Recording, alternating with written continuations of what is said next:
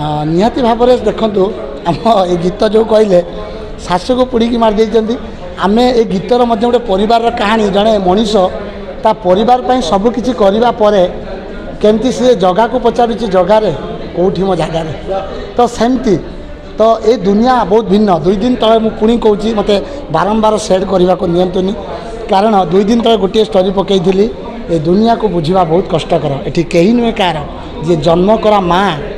जन्म करा पुओ 2 जन भितर भी संपर्क भांगी जाऊँगी जो माँ दिने 10 मास 10 दिन धरी से पुओ को जन्म करथिला सेई पुओ दिने कहूँ तू मो पाई कौन करिथिलु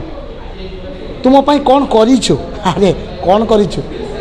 से माँ तोते जन्म देइछि जोथि पाई तू ये पृथ्वी पृष्ठ रे ये धरा रे निज पाद दे छिड़ा होइछु आज से निहाती भाव में कहबी तेणु से जो बोऊ को मुझे कथा कहबी एभली एक निंदनीय कार्य करें मु किसी कहबिनी बास से जगन्नाथ ही विचार करेंगे से कालिया ही सब देखुची तार आखि गोल गोल आखिरे देखुची कर्मफल आर जन्म नुह यही जन्म मिले निश्चित देखो पोड़ी खाली मरवा कथा नुहे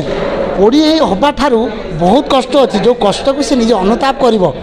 जे मो जीवन में मुझे कौन करी कौ कर्म करी जो आज शास्ति पाऊँ तेणु निहाती भाव में आम आम कर्म करवा फल निश्चित भाव में भगवान आमको देवे।